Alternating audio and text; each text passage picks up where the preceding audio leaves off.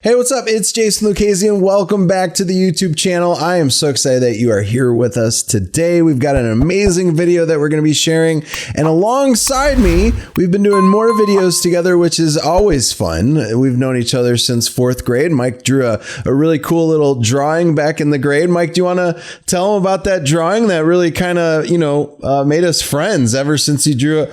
Well, I'll say it. So I better say it because he's going to be all ridiculous about it and obnoxious. I saw a picture in a book growing up it was a Spanish book, and it had a picture of a monkey climbing up the Empire State Building and had a deuce dropping out of it. A deuce. That means he's talking about a poo. It was a poo. Like the poo emoji. Looked very similar. And this was back in what year?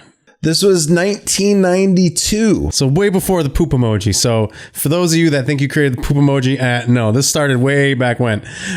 So Jason had drawn something. This was in 6th grade, and I just drew that same poop emoji that I saw. And man, that was it. He was like, dude, this guy's cool. Best friends for life. All right. Well, great. Let's hop into the content now. Today, some people are like, oh man, they don't get to the content fast enough. And I'm like, oh, okay. Well, you don't need to be a subscriber. You brought it up. We like having fun here. If you can't have fun and we're always straight faced, we're not having fun on the YouTube channel. So today we're going to be talking about something really important, especially if you want to get some really great leads, like leads that are right here available for you off of the multiple listing service. One of the things that Mike and I do, because we do have access to the MLS and we're both not licensed. Mike actually went and got his license, and then I think you moved back to California and just never renewed it, right? No, I was here, but it eventually expired, and I just never. I wasn't looking to list property, so I never renewed it. Yeah, and that was a while ago. That was probably like 8-9 years ago that he got that license. So he hasn't renewed it. I actually went through the course at one time. I was gonna do it, and then I was just like, there's really no point to doing it. So if you're on the fence of doing it, or if this strategy that we're going to talk about here, I've got something important that I'll share with you at the end if for some reason you can't get access to the MLS. But Mike, let's talk about some of the important things of why you would need access to the MLS that some folks out there may not know, because there's some really great strategies for finding properties that not a lot of investors really know how to search for. And if you don't have those search functionalities with the multiple listing service, you're going to miss out on some potentially really great home run deals. So let's talk about some of the pluses to having it. Well, the great thing about having the MLS is, like you said, you can get leads from it for sellers, but there's, for what a lot of people know, comparable data, looking up properties and comping them out. But also one of the things I really enjoy it for, finding cash buyers, looking up recent cash transactions and finding people that are currently buying actively and reaching out to those people. You can find them in other resources, but the MLS has all these three things in one place. Yeah. And one of the things I'll point out too is Mike's talking about cash buyer data, and that's probably one of the best sources for finding cash buyers is the multiple listing service, the MLS.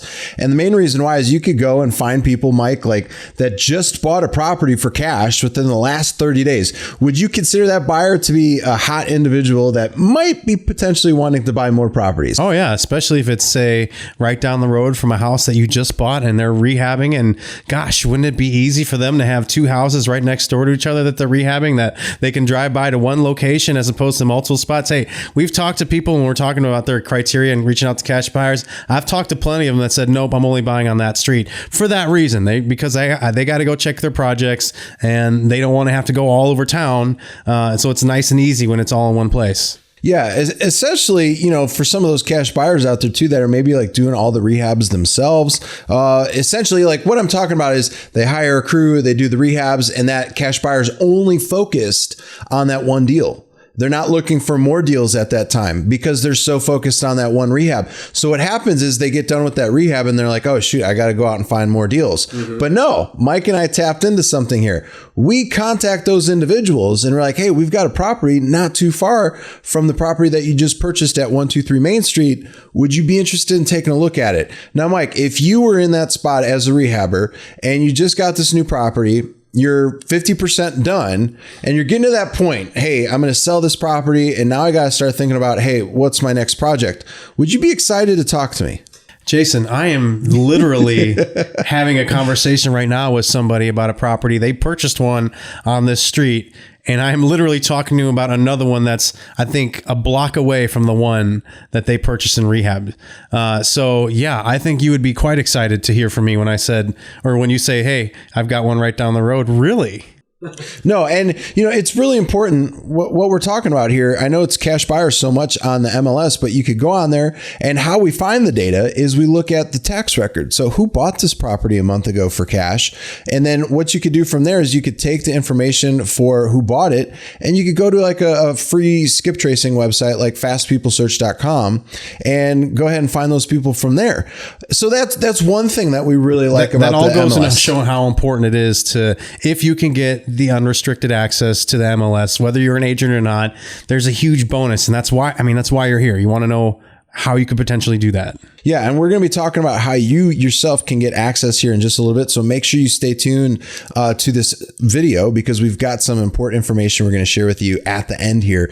The other thing too is, Mike, you talked about comparable sales, which is great. Everybody knows about the comparable sale aspect, but also to the leads. So some of the leads that we've been finding, some individuals might pass on this, and that is days on market properties, like properties that have been on the market for like 300 plus days. There's normally some type of an issue, some type of a problem.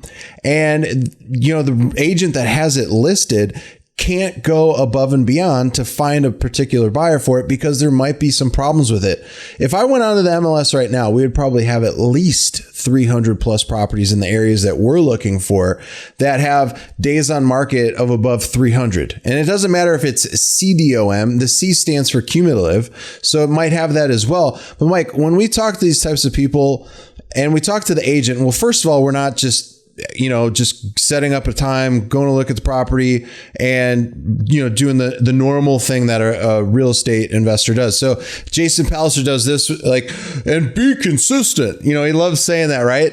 So one of the things that we're going to talk about right now, especially with this type of a lead, is days on market properties are going to be a lot more delicate to talk to, because the agent wants somebody that they're actually going to have a conversation with. So how this would go, let's just say Mike's the real estate agent. So you're going to get a little role playing right now. And this is a big surprise for Mike, as you can see on his face. Mike, make a face, Mike. Always fun. I don't mind at all.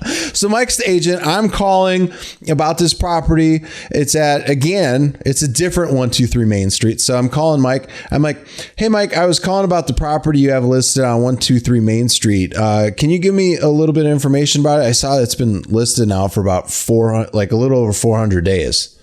Yeah, it's been on the market for a while. What do you need to know about it? Yeah, I was just wondering, what is the seller firm on the 400, the price that they have on this property? Because I see that's been listed for quite a while. Well, that's what they're requesting to get out of it. There might be some, room on it potentially. Why? What were you thinking? Well, I'm an investor, and we're always looking for properties that we could either come in, fix and flip, fix them up for rental properties, or fix and flip them so that a brand new family could come into that property. So I'm not for sure wondering at this point, is this individual that you're representing as your client, are they wanting to sell the property quickly, or are they pretty stuck at that price? Well, they do want to sell the house. Currently, they own a house down in Florida. Their son just graduated from high school, so they're looking to move down more permanently down to Florida. So they do want to get rid of it, but they're not desperate. So would this be able to be something that you could help show me the property? Because you've obviously had this listed for over 400 days, so you probably know the property pretty well. Could we set up a time to where you could show me the property? I'm not a licensed agent, so I hope you're okay doing dual representation if I end up setting up an appointment with you. Sure, absolutely. Okay, cool. So let's go ahead and set up the time. So blah, blah, blah, blah, blah, blah, blah. Yeah. So as you can see right there, a very simple conversation. And that's typically how it goes. You could see how if you saw video, if Mike showed video of himself, you could see that, he was having his stern face, and he wasn't, being the type of individual that would just be an open book.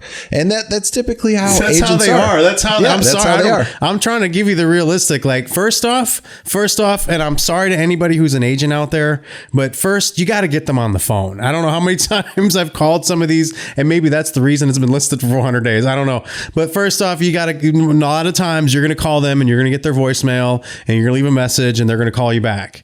And it might be the next day, it might not even be right away. But then once you do get them on the phone, they're kind of short. Like, yeah, I've been having it on the market. Oh, and then Jason was up front with me, with him being an investor. So that's huge. So yeah. Tell them you're an investor, because if you don't, and then they end up finding out like, oh, well, you're a real estate investor. Yeah, you're wasting my time. Yeah. But when you come up front and it's like, okay, so he's investing in the property. So now I'm just being very direct with him with my responses. Like, well, what do you want to know? What were you thinking?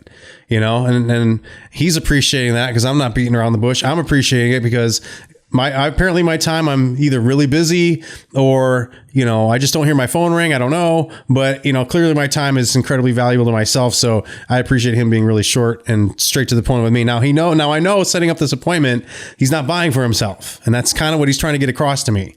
And I know that going in as well. So now when I'm talking to the sellers, I'm going to be talking about, I do have somebody who's, potentially interested. They're an investor. They buy some properties here, but they reached out. They were just kind of curious on, what we thought about price. They didn't really give a number, but they were curious if how much movement we had here. And one of the things with these types of properties, you got to be delicate. You might have to go see it, 2-3 times just to show that you're really interested in the property, because you have to do that. The other thing too is, even if they do represent us from a dual agency standpoint, their fiduciary responsibility with being able to share if that individual is going to come down on price, they can't tell us right. That's obviously against the law. They would get in big trouble. But you did try to, you did what you were just trying to find out. Okay, are they really motivated? And you eventually heard me say, all right, well, they've just purchased this, they had a property down in Florida. So now he's getting, okay, so they don't need to sell the house, but they really do want to sell it. Like, they really want to get out of there because they don't like paying for 2 different houses. He can. The big thing too is, not to cut you off, it's a very realistic thing. That's why you brought it up. That's why I said it. That's probably why the days on market were as long as they were. Maybe they were looking for something, maybe the perfect storm. They were looking for a deal, and the deal came about. Now they're probably really motivated. You never know until you actually call the person and ask questions. Right. And if you've watched our other videos in the past, we've talked about, Jason's Palace just talked about, I think we've all hammered on it enough now, the seller waltz. So these people, these individuals you're finding on the MLS, these are the perfect leads to run through the seller waltz, because they've been hit over and over with other, like when they hear investor, it's like bad word because, oh, well, he already wants 65%. Plus he's going to consider all these issues on my house. So he's going to want another 10, 20,000 off. So, I don't even want to talk to this guy because he's going to give me some, bogus, balonious, really below number.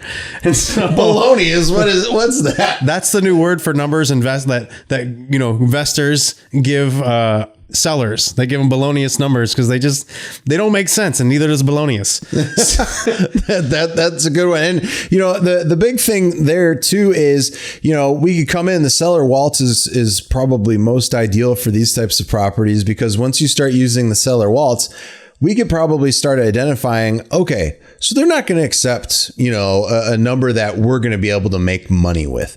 But I'm knowing one right off the top of my head that works with majority of these individuals using the seller waltz. And that would be a property that we could come to like a terms deal on. Yeah. And most people don't hear, oh, you want 100,000, but you've been getting $60,000 offers from everybody else. Yeah, I could pay the 100,000. And guess what, Jason? Guess what you are, to everybody listening right now, put a comment. I'm going to pause here for a second. Put a comment on what else you think happened in that back and forth after we come with that terms deal with the seller. Besides making the seller happy, what do you think else we did? We became the most valuable. Not just to the seller, but also to that agent. Because now this agent's like, oh my God, I couldn't get rid of this thing. And they came up with a solution in 10 minutes or in 4 minutes, because that's how long it takes to get to the seller waltz. The other thing too is, like, with that particular deal right there too, you never know. That seller might be like, oh man, this works, and I'll be able to pay the agent, their commission on this deal out of pocket. Some folks are willing to do that, especially they're paying property taxes. Every time the property is shown, they have to worry about they were use. They were already willing to pay it by listing the property.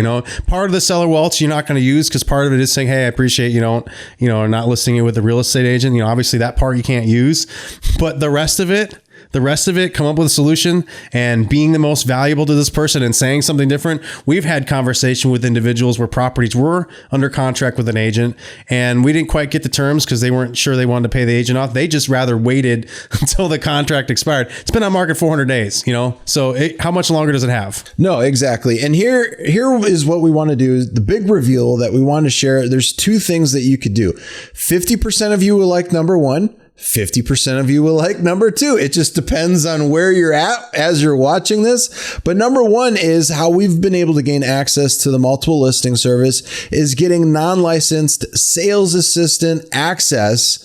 And that just allows us to get full blown access. That is letting individuals know that we can't write offers. We can't do anything with showings or anything like that. We can't go and look at properties whenever we want, because a lot of times in today's world, you have to use a key card to get into properties because that's how the lockbox is all set up. So you can go ahead and get access that way. And it doesn't really matter if, you could always have an agent show you properties. That's not a big deal. That is one way. And that's going to be about anywhere between $400 to $600 a year to have access to the MLS. And it just makes everything so much easier, especially like pulling comps really, really fast. And you can pull comps even without a license. We've gone over some stuff with using Zillow and Redfin and all that type of stuff. The second way is just go and get your license. The other thing, like with that, just you can hang your license with a broker and just be upfront with the broker and just be like, hey, I am only wanting to do real estate investing. I don't want to show properties. I don't want to list properties unless they're mine. I'm just wanting to do stuff for myself. And most states, you have to be an agent for 1 year before you could actually become a broker. It might vary from state to state, and then you could go off and have your own brokerage, and then you could work from home, whatever you want. And then you just have to do the continued ed once a year. Or maybe every other year, depending on where you're at. But that's it. That is it. So if you would need help with any of that type of stuff, like talking to realtors or getting the license, let us know. Drop a comment below. Let us know if you liked this video. And Mike's going to have the cool little stuff right below here pop up. Make sure you give us a thumbs up. Make sure you subscribe to the channel. And also to hit that notification bell so that it zaps your phone. And when a brand new video of ours pops up so that you can watch it immediately and start implementing in your business, because I guarantee there's properties right now in your market that have been listed for 300 plus days. The other thing too is we would love to talk to you about your business. Let's set up a time, block out 30 minutes, head on over to myblueprintcall.com. We'll have it pop up right below. It's www.myblueprintcall.com. And Mike, why don't you just real quick tell folks what we're going to talk about on if they want to set up a call with us. Hey, we go over 30 different ways that we attack markets, 30 different lead sources. 18 of those lead sources are absolutely free. We go over how to scale your business. Everything that we talk about in these YouTube videos is within the 2-day blueprint. And on these calls, we'll identify what you're trying to do within your business, where you're doing your investing, and then kind of how it falls into what a successful real estate investor should be doing day to day. Okay, so head over to myblueprintcall.com, pick your time. There's going to be a few questions. Just let me know where you're at or let us know where you're at. And then, hey, we'll give you a call. Awesome. That's it for today. Thanks for joining us. Super appreciate you as our subscriber to the channel. Have an amazing day. And as you know, if you don't already, our schedule is Monday, Wednesday, Friday for putting out brand new videos. We'll talk to you later. Take care. Bye now.